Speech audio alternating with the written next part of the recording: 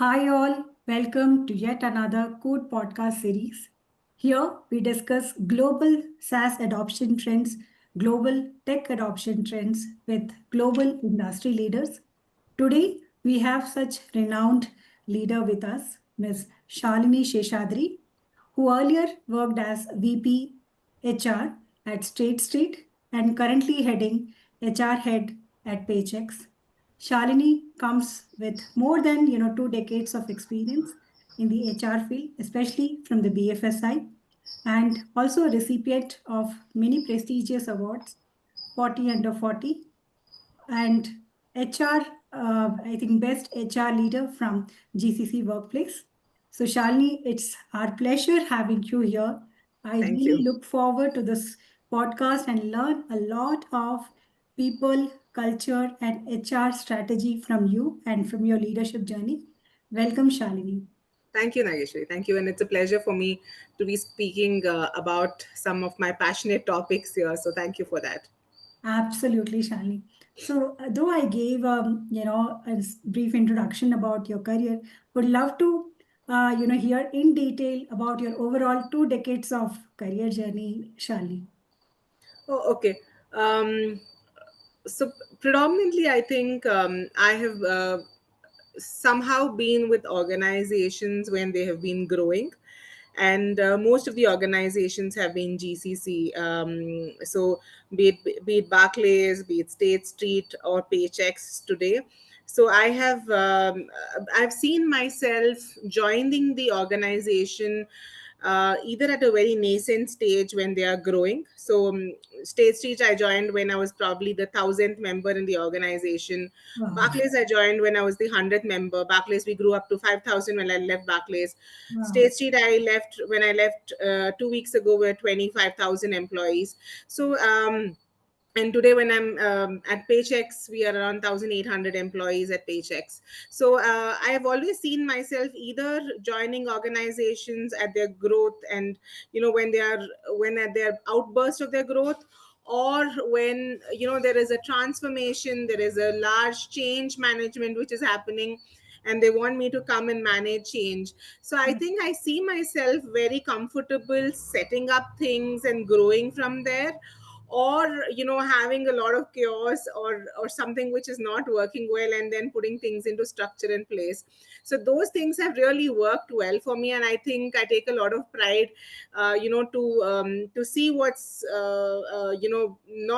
not really going well, absorb it, accept it, and then see what we can, small changes. And I think small changes, sometimes we make simple changes, that goes a long way in like my 20 years of my career. And sometimes we don't do anything drastic, but small simple changes and having human elements in these changes, that makes a lot of ways. So this is how, predominantly in banking and technology sectors, very passionate about diversity, having young women into the workforce, having women with career break into the workforce, seeing some of this, and have initiated some of these programs, and can discuss about this in my conversation in the next half an hour to 45 minutes.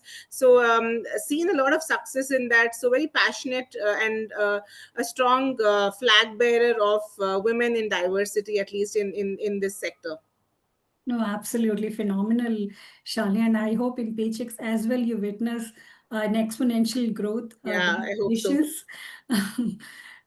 Sure, Shali. And, I'm really happy to, and looking forward to be in touch with you in my near future as well, and to imbibe a lot of, learnings from you, Shali.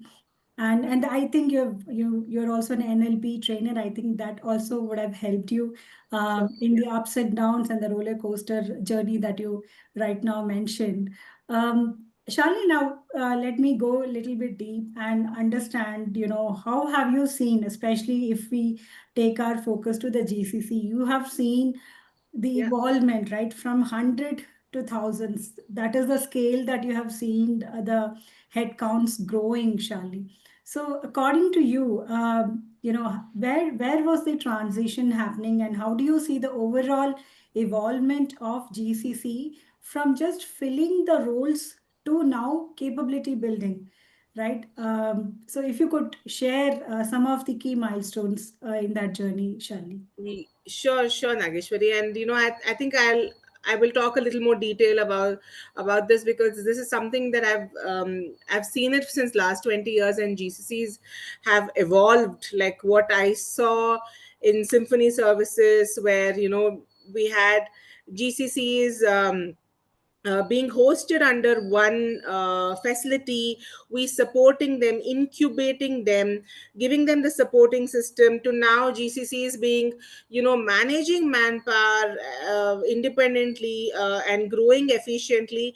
I think I will talk about it probably in a three level step, a little more in detail, right? Sure. So, and also on how the HR has evolved along with the GCC, right? And that's where I probably come in, right? So Yeah. when we started off 20, I mean, how much at least I have known of the early GCCs that we started off. So we have seen that there was a lot of focus on cost efficiency, transactional service Mm. delivery.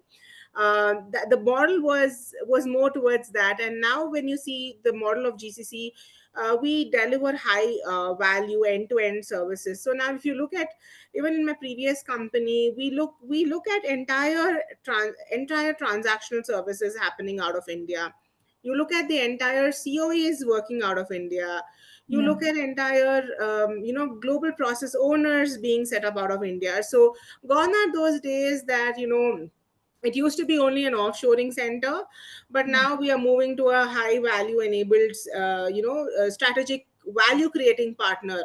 And even HR has shifted from an enabled services support function that we used to be called as, to a Yeah. strategic and a value creating partner, where we'll sit with business, understand the requirements, look at the org structure, look at what we can do. So the three important things that that comes in my mind is, from building capabilities, from like what exactly you mentioned, we were just filling roles before. Now or looking at cost arbitrage, now we move to capability building, right? So just not scale, but we are looking at a value proposition. We are looking at full stack roles. We are looking at judgment based roles, complex roles, leadership development, capability building, all of that happening here. AI, data science, cybersecurity roles are moving out here. So with the need of these roles moving here, the role of HR becomes more significant, where we talk about managing end to end pipelines, where we speak Yeah. about um, having talent ready for the future. How do we internally build talent ready? All of that starts working. Internal mobility career paths, we start working on that. Internal mobility frameworks, cross functioning happens. So that's one part of it. Culture and leadership, how it's changed, right? So Mm. how, like I mentioned, just talking in the start of this introduction of this whole thing, everything used to be headquartered like in US or wherever it used to be headquartered earlier, right? So earlier GCCs were an extension of your global headquarters, but now I think we have become like a partners of the headquarters. We become center of excellence of headquarters, right? There is no more like we're an offshoring unit, but we are more an innovation center. We have autonomy, local leadership.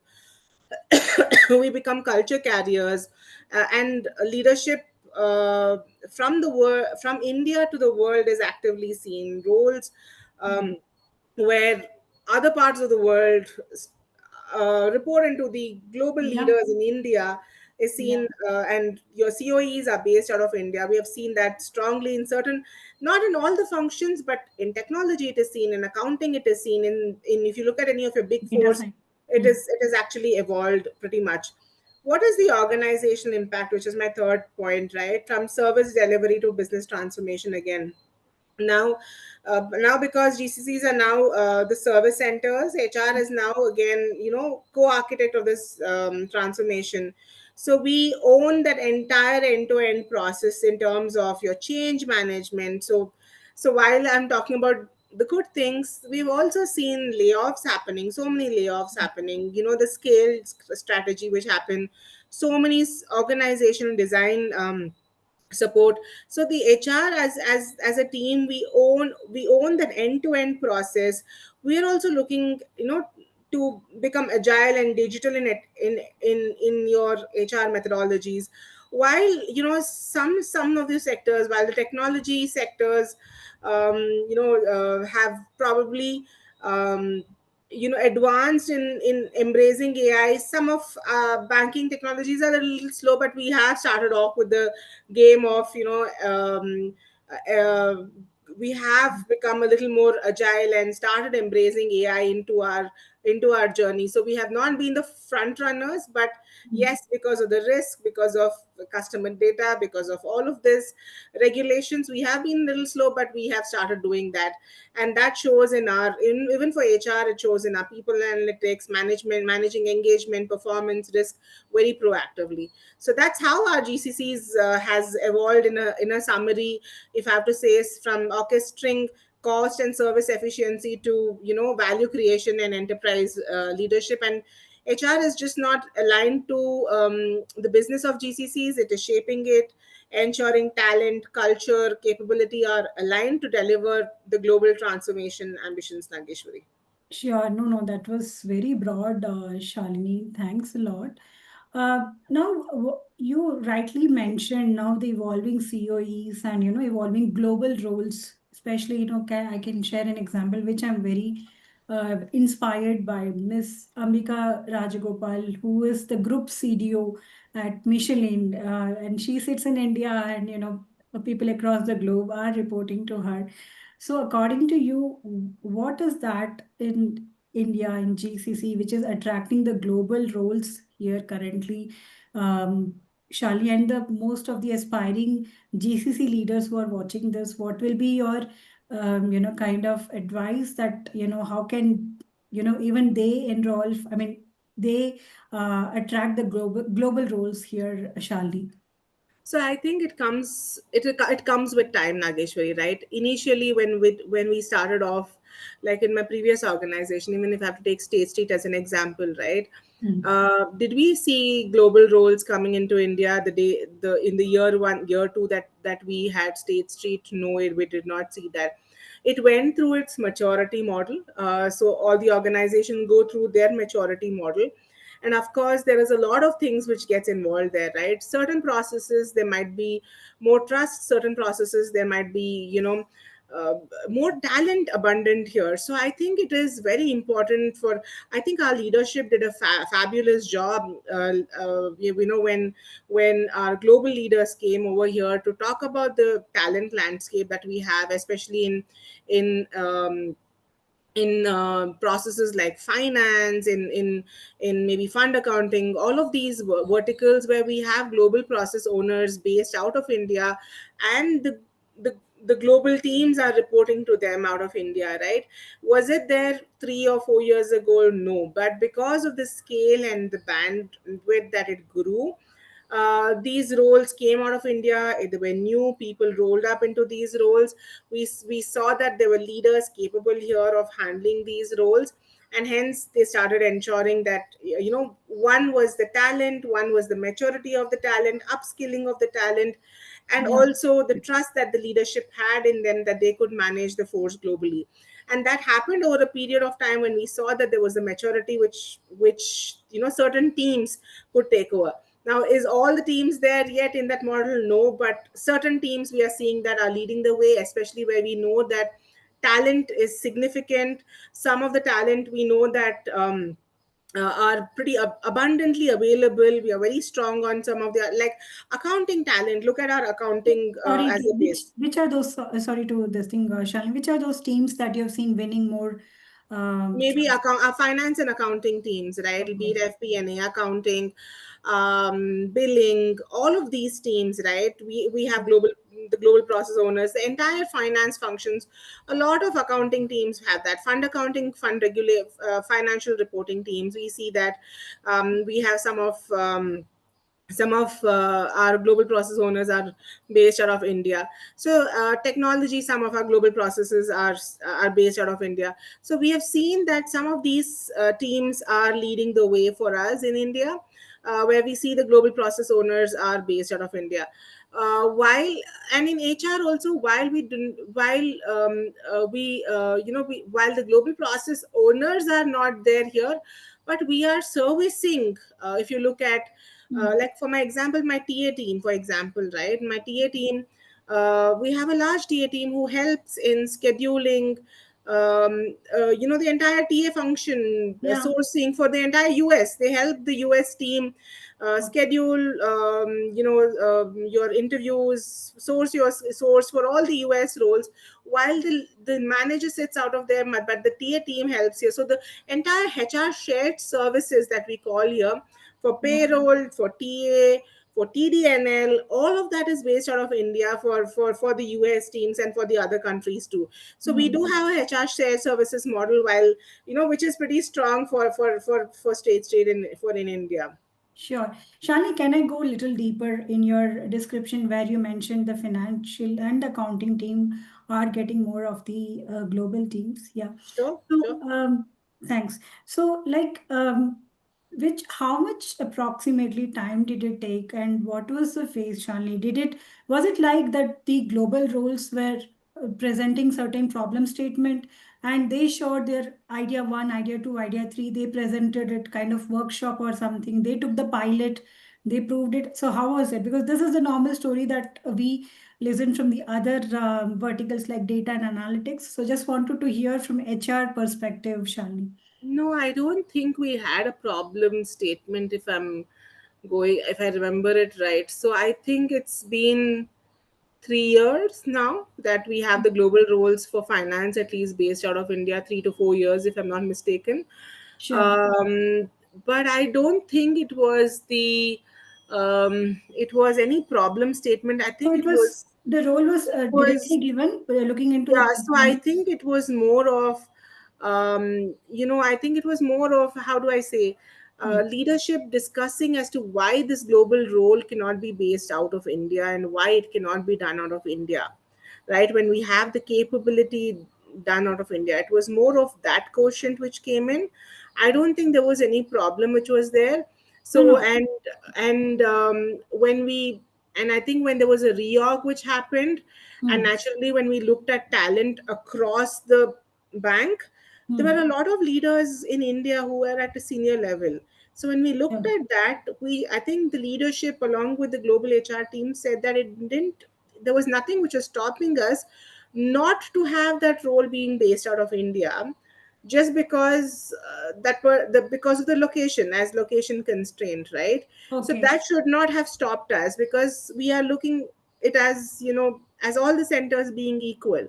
So, Hmm. and hence they said, yeah, while the talent is ready there, and just because the talent is not in Hmm. US, why not we do that? And that's how we started, you know also getting the talent ready, giving the talent, leadership capabilities, um, and ensuring that, we are setting the talent, the leader up for a larger portfolio, all of that, mentoring him, and then slowly he took charge of this entire larger team, and slowly, Wow. portfolios got added on. So I Hmm. think it was more of that conversation which came in, Hmm. versus anything else. So, and Hmm. when I think we saw a success story in one area, Hmm. it Hmm. led to a success story in the other Hmm. areas. So I Sure. think that's how, it went on in that. And I think when we built up this entire finance COE itself, I think we had a lot of good leaders whom we hired in the beginning. We groomed them strong. We ensure we invested, right in the beginning, right? Hmm. So, Hmm. we did not compromise on quality, on any of that. We hired the right talent, I think, Hmm. and they got groomed, and then when the right came, these opportunities just opened up. Yeah, wow. So I understand, there was a slight talent, difference that the leadership at the global level observed, and that too, they were also Indians, and that's the reason they thought, why not? And, location should not be a constraint. However, Shalini, let me share this with you. I have spoken to the other leaders as well from, let's say from data analytics, from cloud, AI, Gen AI, and there it is not that that I won't say easy, but not that sooner, right? So it took, so many presentations and workshops, so many pilots for them. Yeah, Um, so Nageshwari, here also it probably wouldn't have happened in one conversation, right? And none of them are, and it has nothing to do with culture, right? There's nobody is hmm, Indians out there, hmm. right? Yeah, Everybody is global. So the yeah, CFO reports, the sure. head, uh, um, India finance head reports to somebody global. Hmm, Everybody is of different cultures. Nobody has anything. It was hmm. pure based on meritocracy, right? Yeah. Meritocracy, performance potential, we looked at that. We Hmm, looked at landscape, we looked at where the headcount is, we looked at the entire geographies, we looked at the org structure design. We did hmm, a pure, I mean, it was a logical decision, and probably it hmm. did not arrive overnight, right? It was not one conversation. Maybe there was a seed planted. My CFO would have spoken to my global counterparts, Hmm. to the matrix manager. There must have been background conversations that I am not aware of. There must have Yes. been multiple Yeah, things that would have gone back, right? And sure. then when they would have thought through this and seen on talent, and instead of going external, we always look at promoting internal talent.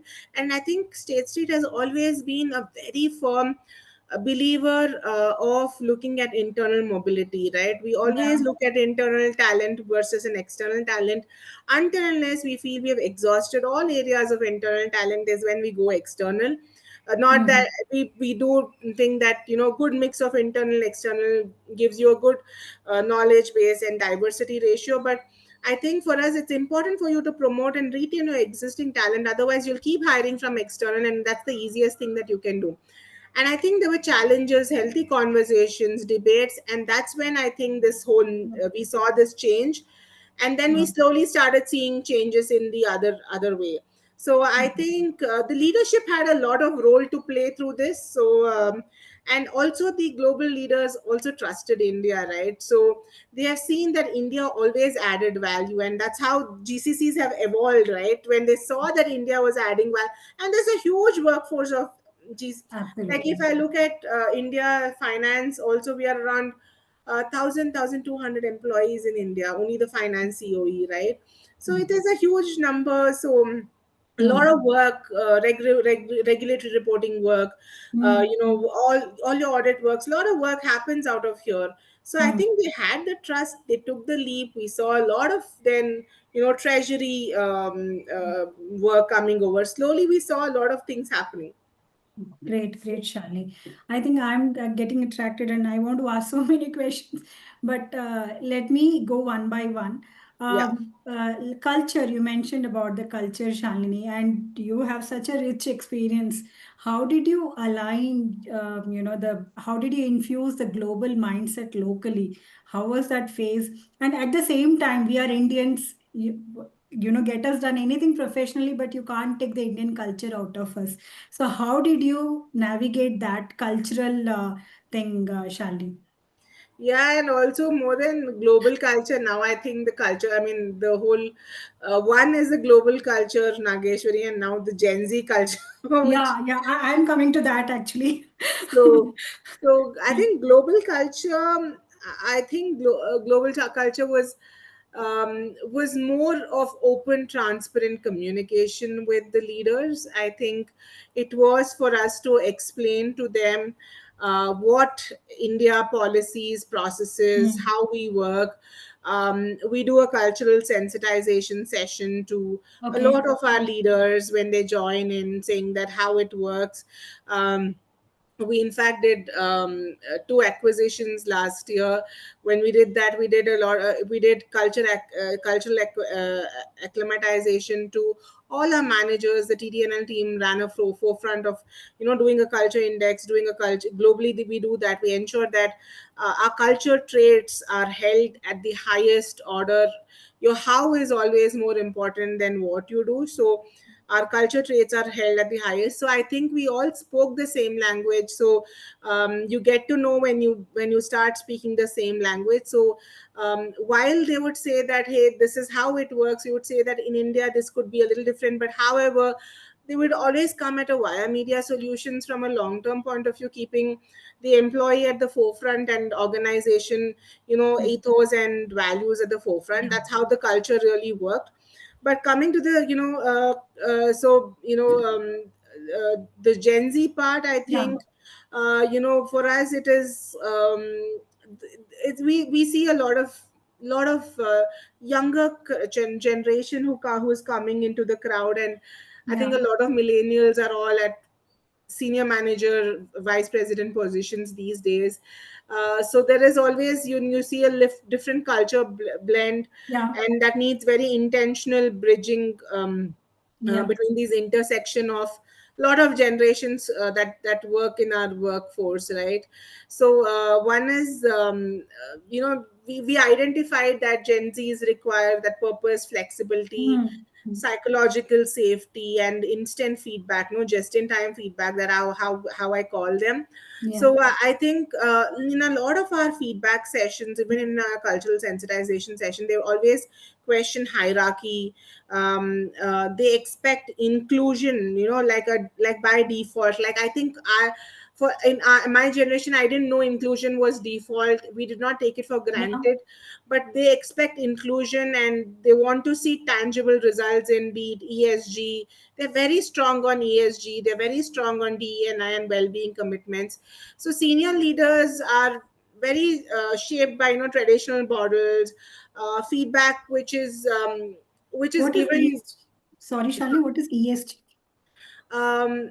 ESG is to do with your, it's an acronym for, your, I'll tell Emotional. you, the meaning. Sustainability. Okay, sure. So, I'm missing enterprise sustainability goal. If I'm not, I'll tell Oh, you what sure. Sure. exactly it means. So it means, it has to be with, it is about sustainability in um, in longer term. That's the meaning of, yeah, I think, if I'm not mistaken, environmental, social, and governments. Yeah, that's the Sure. ESG stands for.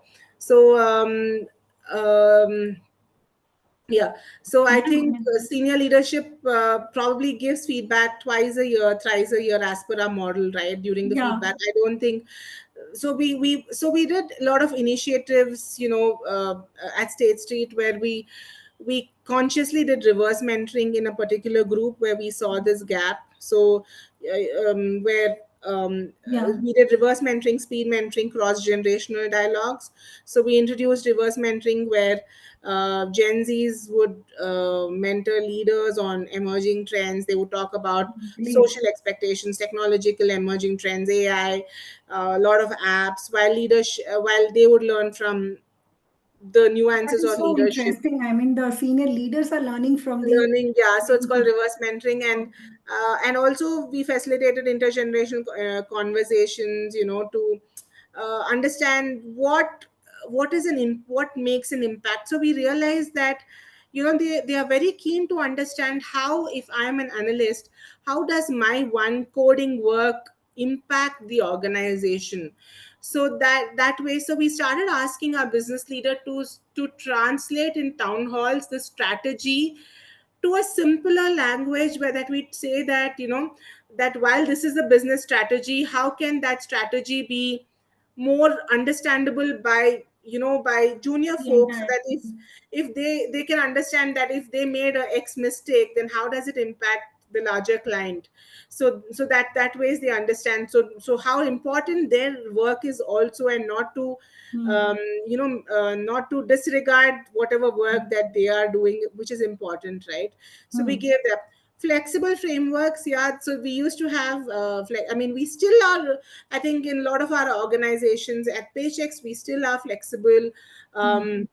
We have a hybrid model. We work Hmm. 2 to 3 days a week. The timings are flexible. I think some of the, while the analyst staff come in at least 4 to 5 days a week, other employees flexible. When there are emergencies, they do talk to the managers. That amount of flexibility is available. When they have to work from home, all of Mm. that is available, not very rigid per se, but I Mm. think communication transparency goes a long way. But the dialogue between employee and the manager is important. And the and a lot of times that we have seen between Gen Zs and senior leaders are, they will say, you give me accountability for what is important for you is your work to be finished, right? I will finish it. Don't ask me what I'm doing in my morning hours, don't ask me what I'm doing evening. This work, this time, it has to be finished, it'll be finished. So I think a lot of thing has to be done with their accountability in the way they want, how they want.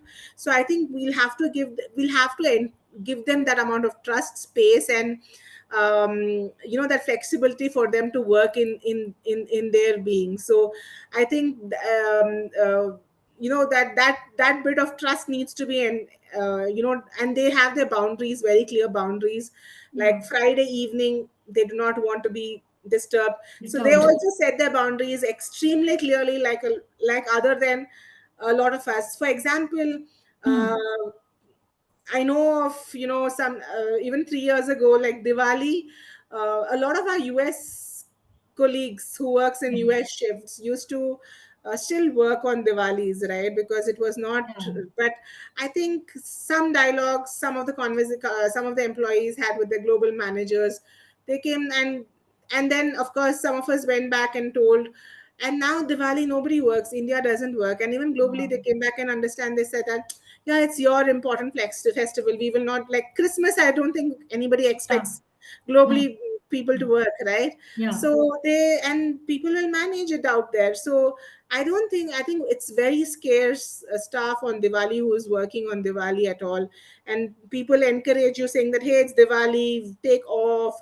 Globally they are more uh, Accepting. yeah, accepted. They understand our festivals. They understand that it is important for Yes. us, it's family. So I think there is some amount of knowledge, education, which globally also there's awareness. Plus our our younger force is a lot more vocal than I think our millennials, and they're Yes. more vocal and they set their boundaries rightly. I think is that so this bridging of gap needs to be intentional, but I think it will take some time for us to get there. Sure, sure, Shalini. Absolutely. Nowadays, they already come up. Gone are the days when we never knew that what is the role that will be given to us, which are the areas that we'll have to. But today's Gen Zs, they are so clear which what is the role that they want and what are they already come up with. The upskilling and all the courses. They have the certificate and they're directly asking us what is the project that you're working on. So it's more of an engagement based. Thing that they're looking from the employer rather than just a salary, or that is Yeah. a least of the motivation right now. Totally agree with Yeah, you. and that's also because, Nageshwari, I think it's a Maslow's hierarchy, right? Hmm. See, I think the baby boomers or our parents were working for food, shelter, salary. When it came to us, we were a little more comfortable. So for us, it was important it was important, but we had the base right. So for us, we were at the social status. All of us wanted a flat or a house.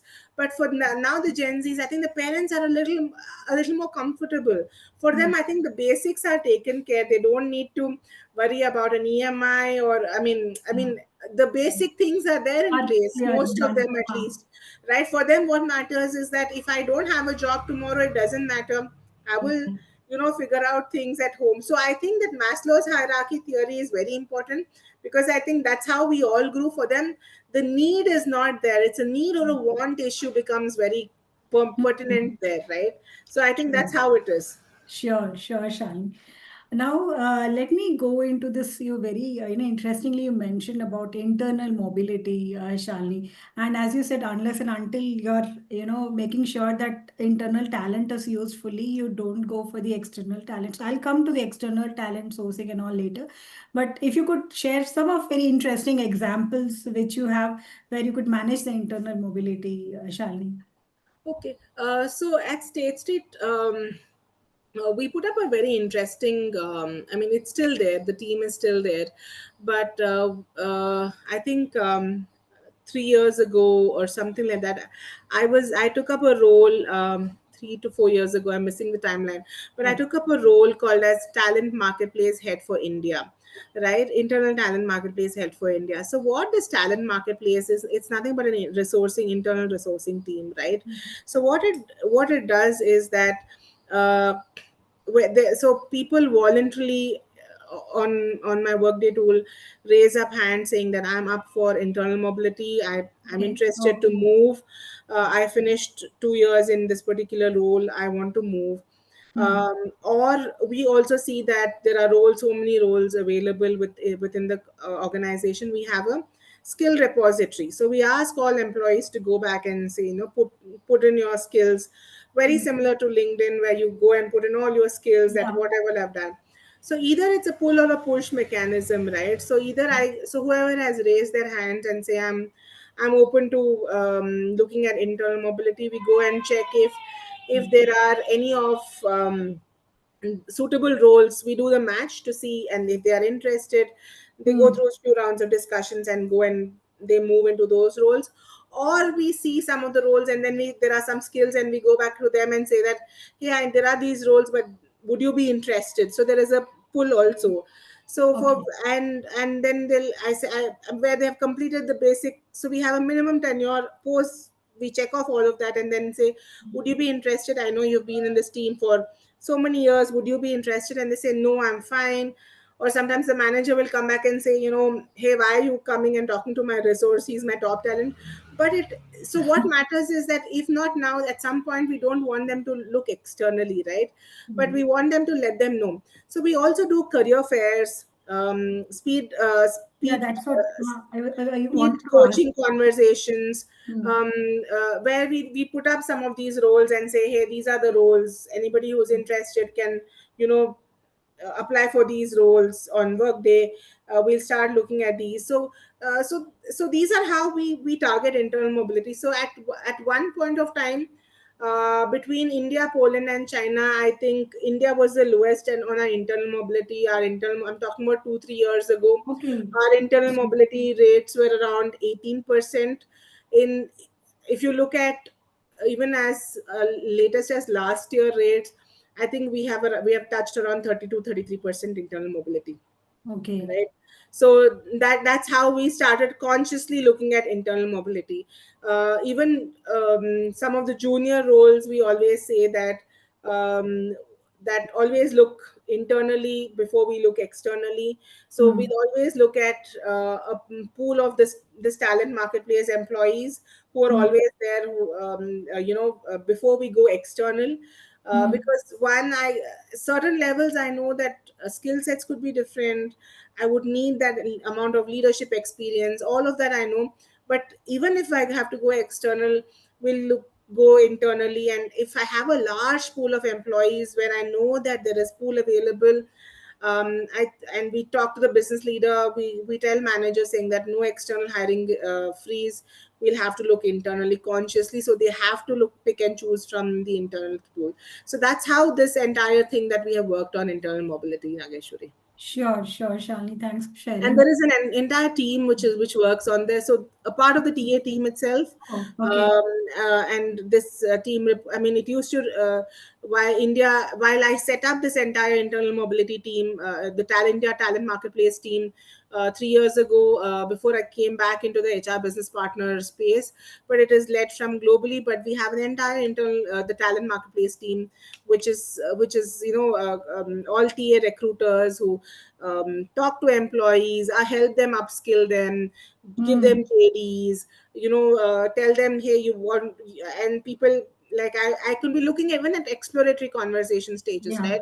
I can say that, hey, I'm a fund accountant, I want to move into a financial reporting kind of a role. So we actually have a tool which says that, do you want to look at these are the trainings which are available for you to upskill in financial reporting. Hmm. Go and look into that, it's available internally. Look at these trainings, these can help you. These are the people whom probably you can meet, talk to for your, like a Hmm. mentor guide who can help you on your subject matter expert. So all of Hmm. that is given. So I think we're very strong on internal mobility, at Wow. least as a culture point. Started we last 3 4 years we have given a lot of focus on that. Sure, Shalini. And quickly, how do you, like, when it comes to the external, the roles, entry level roles or the freshers, are you tying up with the universities or the academic Oh, of institutions? course. So we of course have an entire campus recruitment team which does the campus. So we do get demands from the business, the run of the mill campus. But what differently we have done in last 2 years is the apprentice program, Okay. right? So Government of India has come up with the apprentices scheme. So we have utilized that completely to our advantage, right? Sure.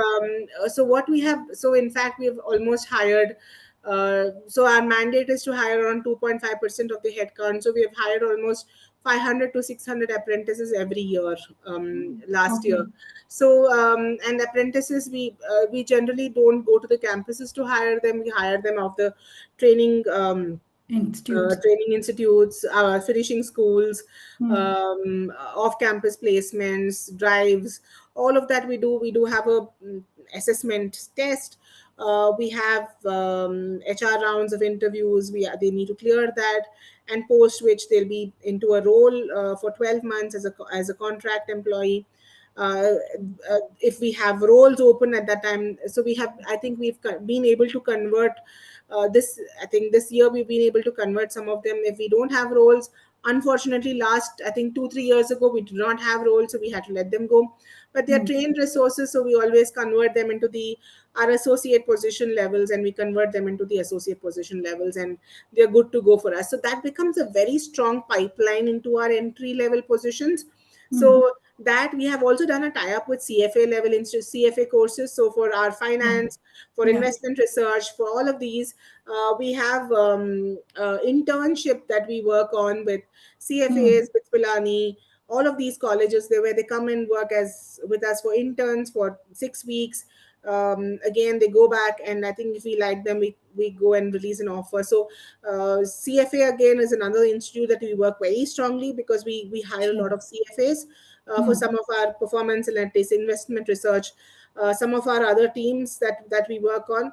So CFAs, apprentices, I think are a very good pipeline into our entry level candidates. Very interesting, Shalini. Now, you being, shifting the gears, you being, women in leadership, HR, right? So, how have you seen the, evolvement of women leadership, and which are the gaps that you see, Shalini, at the leadership level, where you see that, at certain threshold, the women, you're not seeing many women in the leadership roles, and what can be the reasons, and how can women overcome that? Uh, I'm uh, sorry, I think it's a very long question. Yeah. So, as a women leader, HR leader, Nageshwari, gender diversity is not an only, it's nothing to do only with inclusion, right? A lot of people say it is from a DEI perspective. Yeah. It's not only, see, as a woman leader, I think it's just not DEI. I think diversity gets you business, innovation, it's a culture multiplier. I think there's a multiplier in all of this.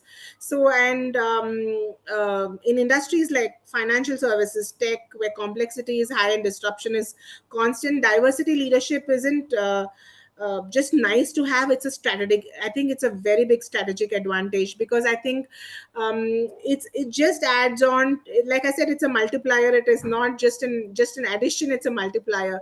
Where the challenge really happens, so when you look at, even when you look at any of our organizations that I have been, right, overall the diversity pipeline, I mean, and I'm just talking about gender diversity, right? Diversity includes so many things. It has Yeah. LGBTQ plus, it has your veteran, it has PWD, it has thought leadership, and I'm just sticking onto the basics of gender diversity India. today, right? So the leaking pipeline happens it in the mid level and in the senior level. So is always that we see entry levels we are good, we make progress through all your whatever in apprentice interns we get, till the mid levels we are okay, we climb to the leadership. But as we go there, I think there is, either see women dropping off due to personal family constraints, whatever, right? Hmm. Childbirth, taking care of family, any of your personal issues that could happen. marriage, any of that. We also have seen that there could be an unconscious bias, which which could happen at the time of hiring or promotion decisions, that could also Mm. um, play a disadvantage at some point of times. For women also, what happens is, I don't think, personal experience again, no, we are not a very strong uh, you know um, uh, fighter, or we don't look Okay. for a sponsorship and visibility in our own circle. We don't create that networking. We get Okay. so busy So and we need to caught up improve that. on okay. Sorry, No, Nageshwari. no, no, sorry. I was just recollecting the points which you said. We need to improve on our uh, Networking networking abilities and and interview. sponsorship and visibility, so we Yeah. don't have that cohort, or as like a community that we build for ourselves. uh, and some of our, see, like, I don't know how many companies can give a sabbatical for somebody um, who's giving caregiving parents or something like that, right? Not many organizations support that. I Mm. don't think we have rigid career models that do not accommodate life stages like caregiving, like returnship is again, like, no, women with career Mm. break was something that we introduced in State Mm. Street. And we have done, like, we see success in that. How many companies, there are companies who do that, but do all companies give that without looking at a taboo, saying that, can I give a woman an opportunity who is, or even woman who, somebody who has not worked at all for Mm. 10 years, would you give her a chance at an associate, and somebody who's willing to work at an associate level? Okay, Mm. will you be Mm. okay to take somebody like that? How many organizations, how many managers will break that taboo and do that? I think Okay. these you know are very subtle, but Mm. are, I think, are the barriers, cultural barriers, Correct. that is seen. Uh, but but i but I think what has worked for me is, I think, Yeah. moving beyond mentorship to sponsorship. So I personally had sponsors at Mm. State Street who really, while I have mentors, I did have sponsors who would say that, who will open the doors, who will connect with high potential women leaders, who will advocate for them, who will who for them in talent discussions, not just guide them, right? Mm. And so I think that we'll have to have mentors, you'll have to have sponsors. So Sponsors. you Got should have bucket all of them. You should have it. friends, buddies, mentors, and sponsors. It's very important. That I think it's very important, as women, when you go into the organization, figure out whom it is, what it is, see who is meant, I think. Mm. And people undermine this whole concept of, performance will speak. Nobody doubts that, but I think networking plays a very important role. And Mm. networking is just not just For the meeting up sake for of a it. cup of coffee or a smoke break. It's intentional understanding how you can, so I have people who will call me up and say, this person, go and connect with them. They are Mm. good in this, you'll have to talk to them about this. So I have my sponsors who are talking to me and who are reaching out to me, like, who always have my back, right? Yeah. So and who'll always open doors for them, who will, that's how it should be. So one is that. So second thing is, design for life stages, not for grades. So we've always pushed for programs that support women through transitions, like returnship, Mm. flexibility programs, post maternity. So we should look for, people. So we should not always look for programs that will say, I'm moving you from an VP to a MD. Yeah, those programs are great for women, but also life stages, right? Mm. Somebody is coming from maternity to back to Yeah. the role. So can do we have flexible roles for them? Mm. Can we look at horizontal movements, career lattice models instead of ladders? Maybe not Mm. everybody has the potential to grow up, and not every time you can grow up. You'll have to go, horizontal many times to go vertical. So do we have those kind of roles for them? So I think And if not, we should go and strive for it, and we should find out our own sponsors and yeah, strive. I think sponsors becomes very important. Yeah, so I think these are some things that I think you should just do while being in the corporate. I think sponsoring, mentoring, networking. Mm. Um, it doesn't matter. Take the risk. Go into your take a horizontal growth sometimes before you're taking vertical. All of that Yeah, and and in one of the women-based event, one of the women leaders tells us that we should not share. I mean, unlike men, normally women we don't like to boast about our achievements. So what she says is, how much of a little the milestone is, you have to shamelessly boast about that. yeah, yeah, So that is absolutely. something that we lack in also, Shalini. Thanks, Shali, for especially my key takeaway here is the sponsorship and networking, which we should improve upon as a women performer. And now moving on to the next question, Shalini. As most of our audience, like I mentioned, like me, they are startup founders. And so if you could share some of the, aspects where you see the tech adoptions where like most of the aspiring entrepreneurs want to collaborate, especially in the areas of tech with the GCCs. So which are those currently on ground happening collaborations that you've come across, and what would be your advice, Shalini, to the startup founders out there? Uh, I think for the startup founders, I think my only advice would see. I think there are a lot of startups who I get so many calls that they have a great product. Can we have a meeting with you? So many calls. But what happens, Nageshwari, is sometimes it's not always about the local, right? It is Hmm. very important that whether the scale matters, right? They need to think, they need to have an understanding how we think, we buy, and the scale. So that's very important, that if they can meet the scale. So it's also important whether they can talk to somebody globally, right? It will not be, nothing can be catered to India. So we will not do anything. A lot of organizations, if we are a multinational, will do something specific for a country. It will all be global. So it is very important this organization can think how to do the scale. That's the first thing, right? And also they also need to understand that what pain points that this current organization has. Like if it is paychecks, what is the pain points do we have, what is the visibility, what is the urgency. Accordingly you need to tailor the pitch, not just saying, hey, we are a cool tech firm, we will do this, we will do that, but that bespoking thing about how it will tailor make and how it's going to be better, faster, cheaper. Yeah, that, but how will it be better for me? That's the biggest that thing. Second thing is that all the organization misses any of the thing, right? There is an HR, there is an IT, there is a compliance, there's a procurement, there's a risk.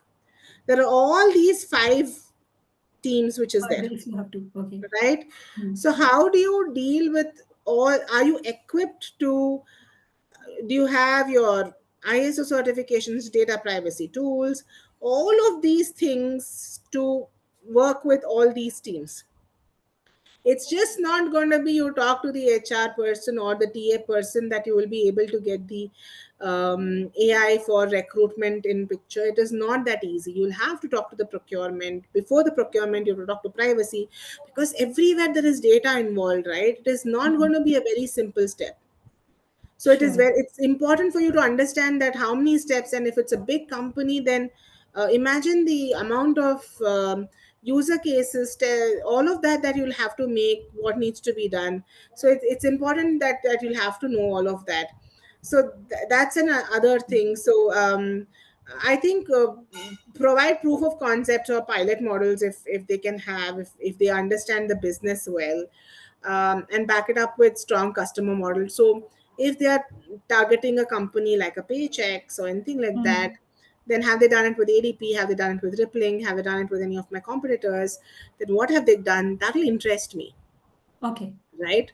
Hmm. So that is going to interest me to say what have they done there then, and how did they implement there.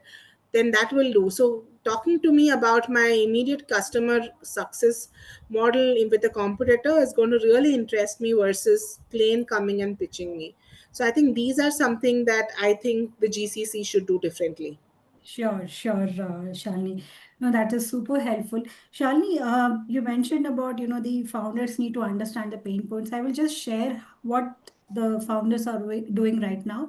Either they're having the conversations or networking with them on live, during conferences and understanding what are the current challenges they're undergoing. Or we have definitely subscribed to so many newsletters, and every day we go through the challenges which is faced by the ICPs.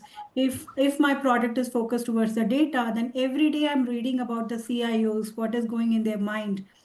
So other than these, Chalnis, are we on the right track, first of all? Or other than this, how do we pick up the signals that, okay, these are the areas that this organization is undergoing the pain point or challenges, Shalini? Yeah, that could be a starting point, Nageshwari, but I think you should again find out an internal somebody within the organization to not say, not give you anything more, but to say that how the company runs, right? For Sure. example, if you ask me, for example, you should ask me some basic questions, right? For example, Hmm. you have a how do you do recruitment? I'll give you an answer. So if you have a 5 to 6 checkpoint, and Hmm. then come back and say that, then you will get to know that what kind of, how I'm doing recruitment in what way, right? It's important for you to then sit back and understand, maybe not at a Shalini's level, maybe, but Hmm. somebody junior, to understand how does this entire process works, right? What do you guys Hmm. do exactly? Okay, Hmm. what are your pain points? And maybe in conferences, not, you're always meeting the top, come to the grassroots level. Okay. Okay, come to the grassroots level. The guy will say, I'm sitting and sourcing, doing things manually. And then you'll realize, yeah, there is a need for you to for automation. Then you will come back and say, come to Shalini, and then you'll say, Shalini, how much I understand that you guys do manually, and this is my pitch. And I'll say, great, but I don't have the budget. And then I will say, then for me, you've understood my problem, and then I will start opening up to you and start saying that you'll have to go global, and then you'll say, whom can I pitch with, and then the conversations will start moving, right? Hmm. Hmm. But Okay. that is happening, Shalini, once, let's say you don't have a budget now, but next time when you have the budget, maybe are we there in your mind next time when you're exploring? And if at all you're evaluating how much time it takes to take to the global team, the overall, how does the ball flows there, Shalini? Different companies, different timelines, Nageshwari. So I know that large companies, it's very different, lot of risk and all that. Small companies, again, budget constraints, right? Hmm. So Hmm. I don't have a one answer, but do we there on the mind? I think, like, what will stay on to our mind is, I think, somebody spoke to me, for example, Darwin Box is a small company. Yeah. Okay, I think they're making buzz already, with in the market. Darwin Hmm. Box 2 years ago, who had heard about Darwin Box, right? Hmm. Tell me. Now, a lot of companies who have worked with Workday are like looking at Darwin Box. Okay, Hmm. they are 50% cheaper. They uh, Hmm. why Darwin Box? Because if I have bugs to fix, if I have workflows to happen, customization to happen, Darwin Box does it to you in an instant, versus a Workday who gives you a workflow for you for everything. So that Hmm. ease, smaller companies feel, I'll go for a Darwin Box, which gives me a very similar, um, Features. Hmm. features like a Workday. I'm just giving you simple two Yeah. examples, right? Got it. So and somebody in my HR community used Darwin Box and said Darwin Box is good, it's fabulous, I haven't faced. So for me, Darwin Box is registered in my mind already.